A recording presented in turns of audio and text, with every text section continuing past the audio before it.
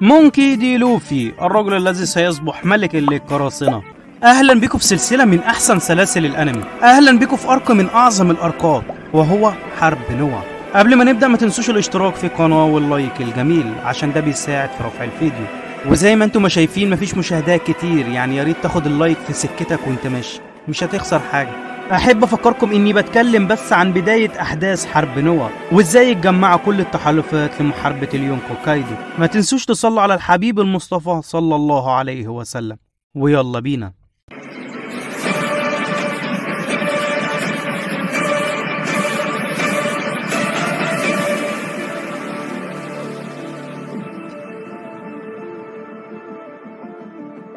بنشوف بعد ما كيمون وكانجوري طلع فوق الفيل، في اثناء الوقت ده سمعوا قبيلة المنك ان في 2 من الساموراي جم على الجزيرة دي. كل قبيلة المنك بالملكين تبع الليل والنهار بيتجمعوا وبيروحوا يشوفوا الساموراي اللي جم على الجزيرة دي. لوفي وباقي الطقم بيجروا عشان يحذروا كيمون انهم يبعدوا عن الجزيرة دي عشان ما يتقتلوش من اهل الجزيرة، لكن بيرفض كيمون انه يمشي وانهم هيمشوا بس بعد ما ياخدوا صديقهم رايزو. فجأة بيظهر قدام كيمون وكانجوري الدوق الكلب وملك القطط الافاعي. بيقول كيمون انه من دولة نوا وانه عارف ان صديقه رايزو هنا، وبيوريهم شعار عائلة الكوزاكي اللي حاكمة دولة نوا. في الوقت ده بيقول قبيلة المنك ان رايزو بامان وبخير. الكل بيتصدم من الكلام ده، بيقول اوسب انكم كنتم هتموتوا وانتوا كان عندكم الساموراي. بيعرفوا الدوق الكلب ان عائلة الكوزاكي وقبيلة المنك هم عائلة واحدة، وعمرنا ما كنا هنخون اي حد منهم حتى لو ان ده في موتهم. في الوقت ده بيظهر مومونوسكي، واول ما بيشوفوا الدوق الكلب وملك القطط بينحوا رأسهم ليه. وبنعرف ان مومونوسكي بيكون ابن اودين حاكم دولة نوا. وبيعتذر كيمون للوفي انه كذب عليهم، لكن الامر كان مهم عشان كده ما قدرش يعرفهم كل حاجة من الاول لحد ما يثق فيهم. بياخدوهم بعد كده عشان يشوفوا النينجا رايزو، وبنشوف رايزو وهو متسلسل وعمال يبكي عشان حد يفكه، لان الناس اللي كانوا بيجيبوا له الاكل كانوا متصابين، وعرف ان في ناس بتهاجم عليهم بسببه، وانه كان عاوز يسلم نفسه عشان ينقذ اهل القرية، عشان كده اضطروا انهم يربطوه. بيفكوا كيمون، ولكن بيلاحظ رايزو ان في ناس غريبة غضبانة منه عشان كانوا فاكرين شكل النينجا غير كده، لحد ما بيفضل يعمل لهم تقنية النسخ بتاعته. في اثناء الوقت ده بنشوف روبين وهي بتشوف بنغليف احمر، وبتقول انها اول مرة تشوف بنغليف احمر، دايما اللي كانت بتشوفه هو البنغليف الازرق. روبين بتقرأ البنغليف وبتترجمه لنامي، ونامي بتكتب اللي روبين بتقوله على ورقة. وبنعرف ان البنغليف الاحمر ده اسمه الطريق لجزيرة رافاتيل. وبنعرف كمان ان البنغليف الاحمر منه 4 ومكتوب عليهم احداثيات جزيرة رافاتيل، ولكن هم عندهم 1 بس. وبنعرف كمان ان في بنغليف عند اليونكو البغمام وبنغليف عند اليونكو كايدو، والرابع مش عارفين هو فين. بيقرر لوفي انه هيرجع سانجي وياخد كمان نسخة من البنغليف الاحمر اللي عند البغمام. بيقول الدوق الكلب اننا عشان نهزم كايدو محتاجين ناس اقوياء عشان يقدروا يتغلبوا على اتباع اليونكو كايدو. بيقول ملك القطط ان مفيش غير شخص واحد هو اللي هيقدر يساعدنا، وهو قائد الفرقة الاولى للحية البيضاء العمقاء ماركو. لكن المشكلة انهم مش عارفين مكانه، لان بعد حرب المرفوضو دخل في قتال هو وباقي طاقم اللحية البيضاء مع اللحية السوداء تيتشي، واتهزموا هزيمة ساحقة. بيقول ملك القطط انه هيدور عليه وهيجيبه، وبيقرروا دلوقتي ان لوفي ونامي وبروك وتشوبر انهم هيروحوا ارض البغمام عشان يرجعوا سانجي، وزورو وروبين واوسب وفرانكي هيروحوا مع كيمون لبلد نوا عشان يشوفوا باقي الساموراي اللي هناك عشان يحاربوا معاهم. وملك القطط هيروح عشان يدور على ماركو، وبعد كده هيتجمعوا في بلد نوا. في اثناء ما هم بيتكلموا فجأة بيهتز المكان بالكامل وبتتدمر المباني. بنعرف في الوقت ده ان جاك تبع اليونكو كايدو بيهاجم على الفيل بالمدافع. في الوقت ده لوفي ومومونوسكي بيسمعوا صوت حد بيتكلم وبيقول امرني اني ادافع عن نفسي وبسرعة قبل ما تصاب اصابات خطيرة، وهيضطر يقع وجزيرة زو هتتدمر بعدها بالكامل.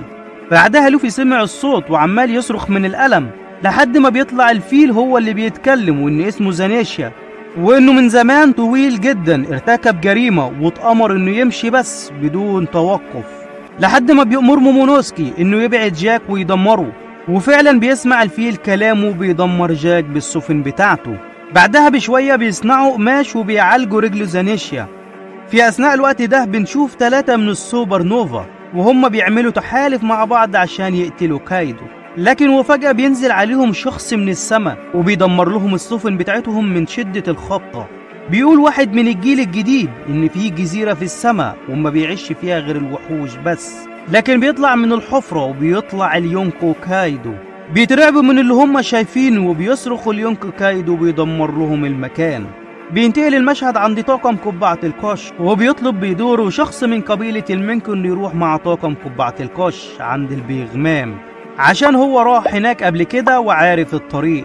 بيقبل لوفي انه ياخده معاه وكمان هياخده بيكومس عشان محدش يهاجم عليهم. بياخدهم لوفي وبينط من فوق الفيل وبيعرفهم انه هيقابلهم في بلد نوا.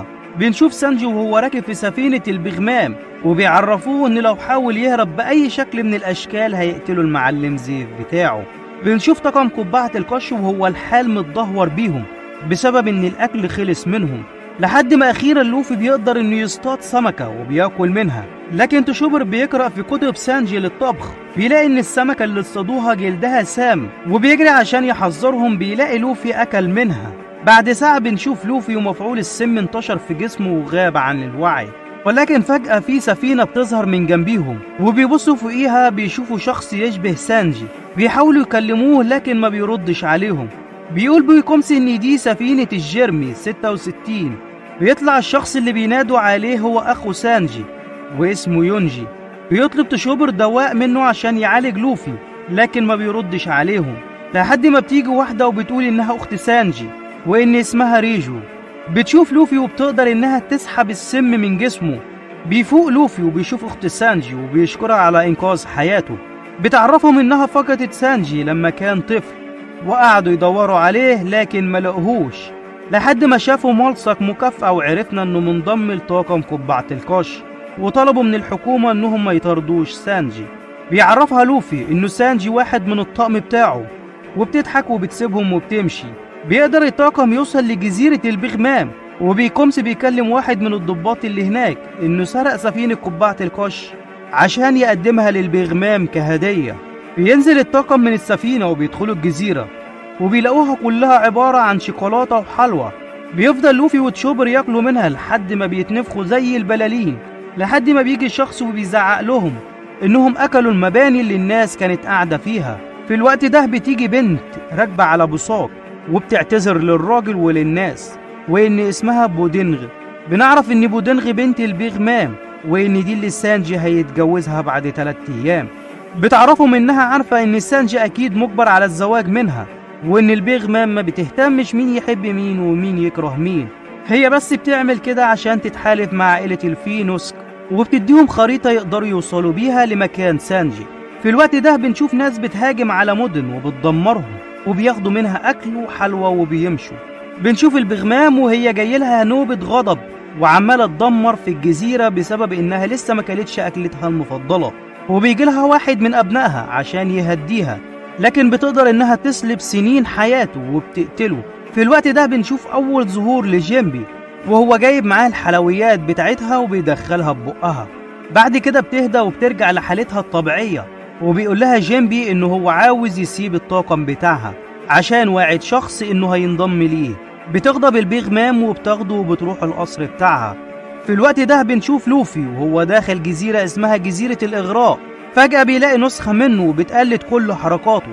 بيهاجم لوفي عليه لكن النسخة بترد عليه نفس الهجوم، لحد ما نسخة لوفي بتقرب من نامي وبتقدر تمسكها، لكن نامي بتهرب منه وبتشوف نسخة لوفي اتحولت لشخص تاني وإن اسمها برولي وعندها قدرة المراية.